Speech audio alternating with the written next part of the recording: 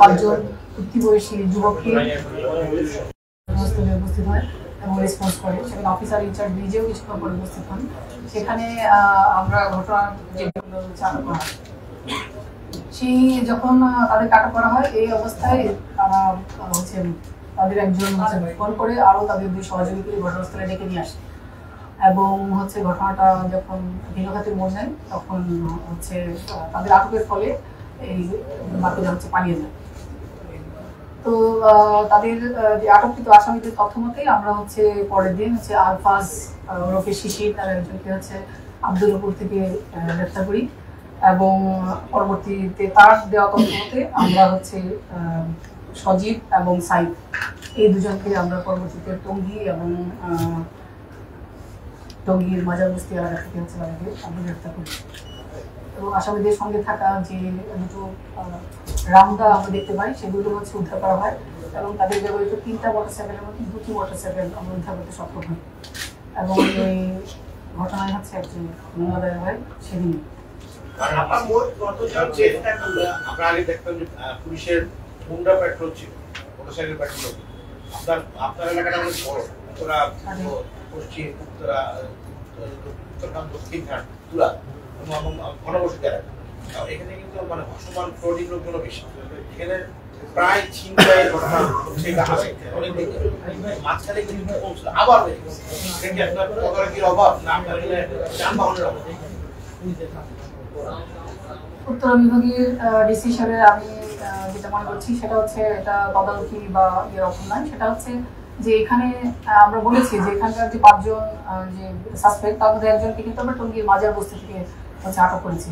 তো এই ধরনের উঠতি বয়সীরা হচ্ছে যারা মূলত হচ্ছে মাদকাসক্ত এবং ডেজার্টের। আগেও আমি একদিন আপনাদেরকে বলেছি যে এই যে ছিনতাই গ্রুপগুলি যে আমরা ধরেছি আমরা দেখেছি যে তাদের যে অ্যানালাইসিস করে তারা মূলত হচ্ছে পরিত্যক্ত অবস্থায় বড় হয়েছে, তারা স্ট্রিট চিলড্রেন হিসেবে বড় হয়েছে এবং পরবর্তীকালে মাদকাসক্ত এবং অন্যান্য অপরাধে তারা জড়িত হয়েছে। তাদেরকে আমরা যতই হচ্ছে অ্যারেস্ট করি তারা কিন্তু জামিনে বের হয়ে আসে এবং এবং এবং তাদের বিচার কার্যটা অত্যন্ত কঠিন হয়ে পড়ে, কারণ তাদের কোনো স্থায়ী ঠিকানা নেই, তারা হচ্ছে মূলত ভাসমান। তো এই অবস্থায় তারা আবার ফিরে এসে তারা এই ধরনের হচ্ছে অপরাধে জড়িয়ে পড়ছে। আর সেই অপরাধটা আমরা সবসময় মানে কমবেটে আছি। আমরা যখন অন্য একটা কাজে আমরা জানি যে এই মুহূর্তে আমরা আরো অন্য যখন কাজে এনগেজ হয়ে পড়ি তখন হয়তো তাদের দূরত্ব কিছুটা বেড়ে যায় বা তারা যখন বের হয়ে আসে আদালত থেকে তখনও হচ্ছে এটার প্রবণতা বেড়ে যায়। কিন্তু আমাদের প্রতিদিনই আপনি মোটরসাইকেল পেট্রোলের কথা বলেছেন, আমাদের উত্তরা বিভাগের 6টি ডিউটি স্টেশনে থানাতেই কিন্তু প্রচুর অন্যান্য পেট্রোলের সঙ্গে সঙ্গে মোটরসাইকেল পেট্রোল রয়েছে, ফুড পেট্রোলও রয়েছে। এবং আমরা রিসেন্টলি হচ্ছে আমরা দেখেছি আবদুল্লাপুর বা যে হটস্পটগুলি রয়েছে সেখানে যে রাতের বেলায় যে বাস চলাচল করে সেই কাউন্টারগুলির সঙ্গে আমরা কথা বলছি, তাদের সঙ্গে যোগাযোগ করছি যে তাদের দিক থেকেও যেন আমরা দ্রুততম সময়ে তথ্য পাই, কারণ এখানে যারা আসা যাওয়া করেন ভিকটিম হন তারা মূলত হচ্ছে চলাচলকারী হচ্ছে যাত্রী, তারা হচ্ছে ইন্টার ডিস্ট্রিক্ট যে যাতায়াত করেন তারা হচ্ছে মামলা দিতে হচ্ছে তারা হচ্ছে রাজি হন না। বুঝতেই পারছেন যে কনটেক্সটে তারা আসে সেই কনটেক্সটে তারা রাজি হয় না, সেক্ষেত্রে আমাদের একটা বড় বাধা হয়ে দাঁড়ায় হচ্ছে মামলা। সেক্ষেত্রে আমাদের আরও একটা বাধা কথা বলেছি, তাদের যেহেতু স্থায়ী ঠিকানা নেই, তো এটার জন্য আসলে দীর্ঘমেয়াদী পরিকল্পনা দরকার। আমি ব্যক্তিগতভাবে মনে করি সমাজ কল্যাণ যে মন্ত্রণালয় এবং শিশুদের জন্য যে যারা আছেন তারা সবাই মিলেই হয়তো গ্র্যাজুয়ালি এই অবস্থা থেকে উত্তরণ করা সম্ভব, কিন্তু আমরা প্রতিদিনই তাদের বিরুদ্ধে চালান চাই, প্রতিদিনই আমরা আটক থাকি। আপনার পার্শ্ববর্তী গাজীপুর মেট্রো ওরা অপরাধীরা এখানে অপরাধ করে আবার সেক্ষেত্রে আপনাকে গাজীপুর মেট্রোতে একটা সমন্বয় মনে করা দরকার।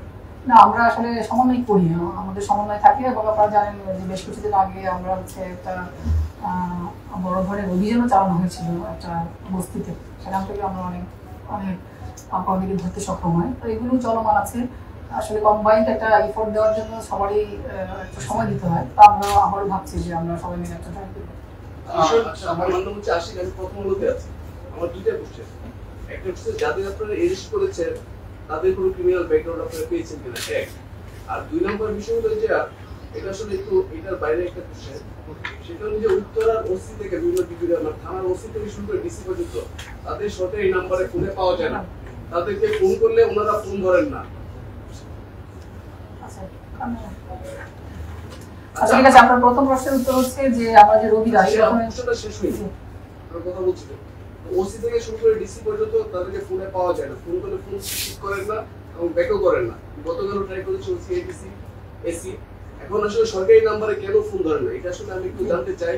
কারণ এটা আমি 10 বছর ধরে ক্রাইম করি, আমি এর আগে সমগ্র যুগান্তরে ছিলাম প্রথমত 3.5 বছর, এরকম এক্সপিরিয়েন্স আসলে আমার হয় নাই। এই গত মানে কিছুদিন ধরে এরকম এক্সপিরিয়েন্সের শিকার হচ্ছি এবং ওনারা ফোন মানে সরকারি নাম্বারে তো সাধারণ মানুষ এমনিতে ফোন করে না, বিশেষ প্রয়োজনে ফোন করে, তো এই ফোনগুলো পিক করা হচ্ছে না, কেন জানতে চাই। এই যে আপনি আমার সঙ্গে কথা বলছেন, দেখুন অজস্র ফোন আমার কাছে আসছে, যে দেখুন তাহলে আমার পক্ষে কি সম্ভব এই সময় এগুলো ফোন করা এবং কল ব্যাক করা? মানে কারণ পক্ষে কি সম্ভব সেটাই না, সেক্ষেত্রে আমি বলছি, সেক্ষেত্রে আমি আপনাকে বলছি, সেক্ষেত্রে আপনারা ডিউটি অফিসারকে ফোন করবেন। আবার আপনারা দেখুন আপনাদের সংখ্যাটা একবার তাকান, আপনারা যদি এই ঘটনায় আমাকে ফোন দেন, আমাকে বা আমার ডিসিকে প্রত্যেকেই তো ফোন দেন শুধু, এবং আমাদের উত্তরায় জানেন অনেক সাংবাদিক রয়েছেন। তো আমরা বারবার কিন্তু আপনাদেরকে অনুরোধ করি যে আপনারা এই ধরনের ঘটনা ঘটলে সেটা মিডিয়া সেন্টার থেকে একটু জানবেন, কারণ আমরা মিডিয়া সেন্টারকে জানিয়ে দিই, এটা একটা উপায়।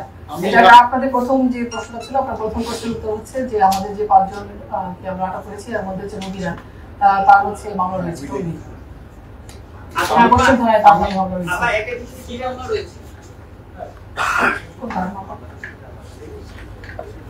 চিন্তার মামলা। কিশোরেরা বলছেন যে পুরো চক্রটিকে চক্র হিসেবে অভিহিত করেছেন, কিন্তু আপনি ঘটনার যে বর্ণনা দিলেন সেখানে বললেন যে রাস্তায় রিক্সা যাওয়ার সময় মোটরসাইকেলের হর্ন বাজানো নিয়ে একটা বাদ বিতণ্ডার পরে এই ঘটনাটার সূত্রপাত। চক্র যেহেতু বলছেন এরা কোন চক্র সেটা একটু ক্লিয়ার করবেন। এটা হচ্ছে একটা কিশোর অপরাধ চক্র, আমাদের বুঝতে পেরেছেন, তাদের চরিত্রটা দেখেই বোঝার কথা। তারা প্রচন্ড শব্দ করে, আপনারা জানেন যে ধরনের নয়েজ তৈরি করে তারা হচ্ছে যাচ্ছিল, এবং তারা পরবর্তীকালে তাদের যে অন্য গ্যাং মেম্বার কেউ ডেকে নিয়ে আসে। তো সেক্ষেত্রে আমরা তাদেরকে গ্যাং বলছি, এবং তাদের যেসব এলাকা থেকে তারা বসবাস করে সেখান থেকে বোঝা যাচ্ছে যে তারা কিভাবে গ্যাং নিয়ন্ত্রণ করে, তারা চিন্তায় বা এই ধরনের অপরাধের সাথে জড়িত, তাদের আচার আচরণ সবকিছু দেখেই তো সেটা বোঝা যাচ্ছে যে তারা সামান্য একটা ঘটনাকে কেন্দ্র করে যদি তারা চাপাতি নিয়ে আঘাত করে, তাহলে এটা অবশ্যই তারা একটা গ্যাং মেম্বার। আচ্ছা, এই যে কিশোর গ্যাংগুলো যে এই ধরনের অপরাধের সঙ্গে যুক্ত হয় এবং এরা নির্দিষ্ট এলাকা কেন্দ্রিক কাজ করে, মানে এই ধরনের অপরাধগুলো করে, তো আপনারা যেভাবে কাজ করেন, তাহলে যে নির্দিষ্ট এলাকা কেন্দ্রিক যারা কাজ করে একেবারে মুহূর্তের মধ্যে তাদের গ্যাং সদস্যদেরকে ডেকে আনো, চাপাতিতে কোপানো, তাহলে আপনারা এই ইনফরমেশন জানেন না নাকি আপনাদের কোনো ল্যাক আছে? আচ্ছা, আমার মনে হয় আপনারা আমাদেরকে এই ব্যাপারে হেল্প করতে পারেন। তারা এই এলাকায় ছিল না, তারা বলেছি তারা এই এলাকার সদস্য নয়, তারা এলাকায় একটা অনুষ্ঠানে আসছে, তারা কোনো একটা উদ্দেশ্যে এই এলাকায় প্রবেশ করেছিল, তারা কেউই উত্তরাবাসী নয়। চাপাতি নিয়ে ছিল, চাপাতি পরে তারা দুজন ফোন করা, হ্যাঁ তাদের কাছে এই ধরনের অস্ত্র শস্ত্র আশেপাশেই হয়তো থাকে। আচ্ছা, আমার প্রশ্ন হচ্ছে যে লাস্ট কয়েকদিন ধরে উত্তরা যে বাসগুলো আছে এয়ারপোর্ট থেকে উত্তরাগামী, এটাতে 8-10 জনের একটা গ্রুপ উঠে এবং চাপাতি নিয়ে, মাঝে মধ্যে ছোট চাকু নিয়ে, এগুলো নিয়ে উঠার পরে মোবাইল ছিনতাই করে আবার নেমে যায়। লাস্ট কয়েকদিন ধরে হচ্ছে, এবং এটা নিয়ে ট্রাফিক অ্যালার্ট গ্রুপে প্রত্যেক দিনে ভিডিও আমরা পাই। সো এই ব্যাপারে আপনারা আসলে কি করছেন এটা নিয়ে? এবং আজকে সকাল 8:15-তে সেম ঘটনাটা আবার ঘটছে, এটা ট্রাফিক অ্যালার্ট গ্রুপে একজন জানিয়েছেন ভদ্রমহিলা। যে আমরা এই ধরনের ঘটনাগুলি যখনই জানতে পারছি আমরা ব্যবস্থা নিচ্ছি। আর আমরা বিআরডি প্রজেক্ট আপনারা জানেন এটা অত্যন্ত ত্রুটিপূর্ণ একটা অবস্থায় বর্তমানে রয়েছে। আপনারা দেখেছেন আমরা যখন এখানে আমি আসার পর পরিয়াতে ছিনতাই হয় এবং ছিনতাইকালে তাকে স্ট্যাপ করে মেরে ফেলা হয়, সেটা আমার বা উত্তর বিভাগের কোনো এলাকায় হয়েছে কিনা আমরা জানি না, কিন্তু আমরা সেটার দায়িত্ব আমরা নিয়েছি। সেটা আমরা জানেন যে বিআরডি প্রজেক্টটা দীর্ঘ, সেটা আগে বেটঙ্গি পর্যন্ত বিস্তৃত, এবং এখানে হচ্ছে বিভিন্ন সিঁড়ি তৈরি করা আছে, যে সিঁড়িগুলি দিয়ে হচ্ছে যাত্রীরা ওঠানামা করে, যেটা করার কথা না। এই সিঁড়িগুলি দিয়ে হচ্ছে গভীর রাতে যখন যাত্রী বাস থেকে নামায়, সেখানেও তাকে নামানোর কথা না, তখন সেই মাদকাসক্ত বা ছিনতাইকারীরা এখানে ওত পেতে থাকে এবং তাকে আঘাত করে তার জিনিসপত্র দিয়ে তার লাভ দিয়ে চলে যায়। তো এটা একেবারে পুলিশ, এখানে আমরা 5টা পেট্রোল একযোগে কাজ করে রাতের বেলা, তারপরেও আমরা সেটাকে বন্ধ করতে পারছি না। আমি আগেই বলেছি এটার জন্য আসলে একটা সমন্বিত এফোর্ট দরকার।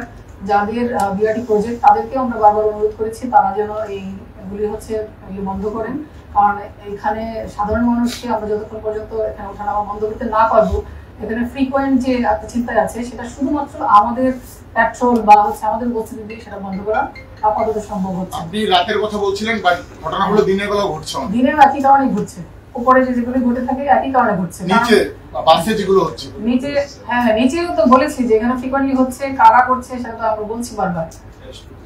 আমরা তো বারবারই, আমরা প্রতিদিনই হচ্ছে আমাদের ছিনতাইকারী অ্যারেস্ট আছে প্রতিদিন। আচ্ছা, ওই আপনারা বলছেন যে পুরো চক্রটাকে গ্রেফতার করা হয়েছে, মানে মোট 5 জন। এই চক্রতে কি শুধু 5 জনই ছিল? কারণ আমি এলাকাবাসীর কাছ থেকে অভিযোগ পেলাম যে গতকালকে প্রথম দুজনকে অ্যারেস্ট করার পর এলাকাবাসীকে এসে হুমকি দিয়ে গেছে যে আমরা দেখে নিব।